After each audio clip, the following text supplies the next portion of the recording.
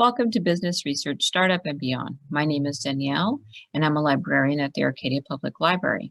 In this class, we'll harness the power of ReferenceUSA, a powerful database that offers access to comprehensive business and consumer listings.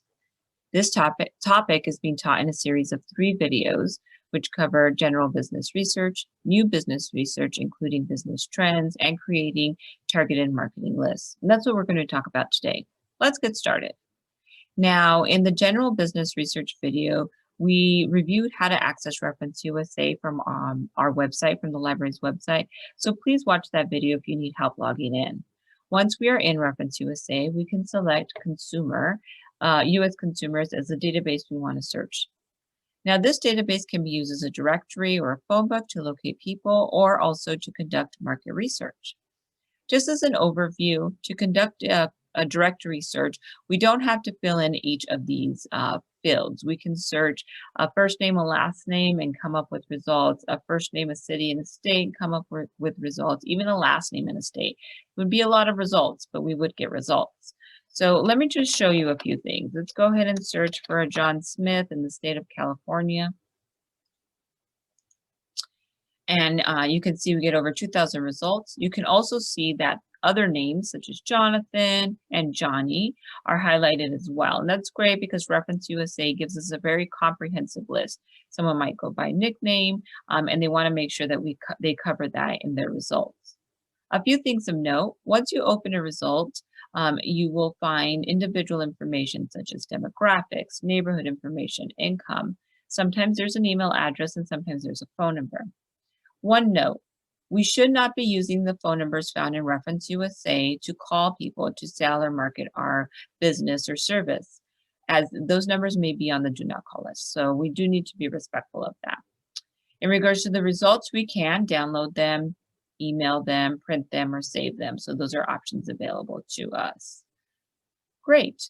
Let's go back and look at the second part of this database, which is conducting market research. So let's learn how to create a direct mail marketing list. Now, in today's example, we'll focus on consumers, but this information could also be applied to businesses. Just instead of lifestyles, you'd be looking at their business classification codes.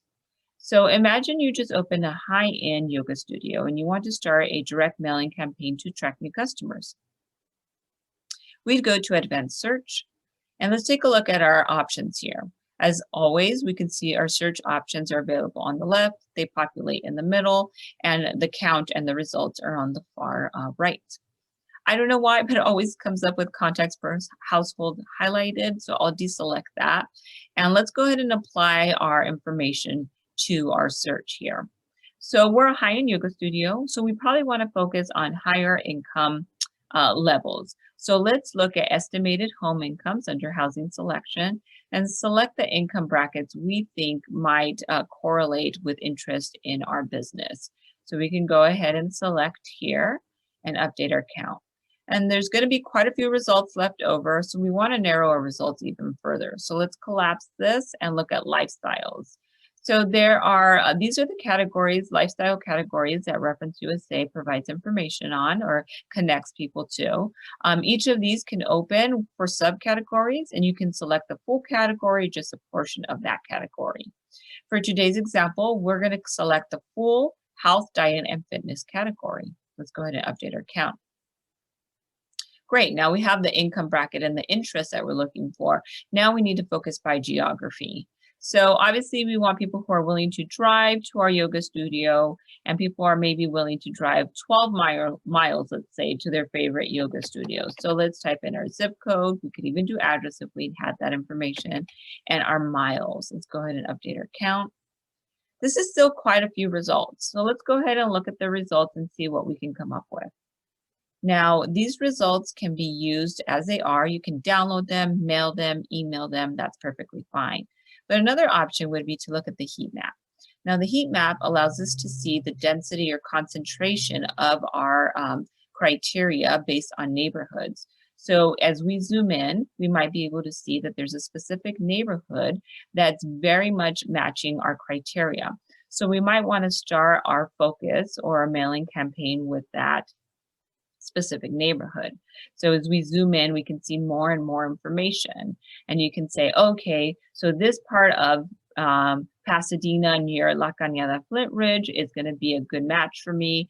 Then we'll go ahead and go back to our search results and look for those specific cities or zip codes and use that as the start of our marketing campaign rather than mailing things or emailing 44,000 people. So it's a good option. As you can see, it's a really good way, an easy way of starting a direct mail marketing list. If you have any questions, feel free to reach out to a librarian at the Arcadia Public Library. We are happy to help.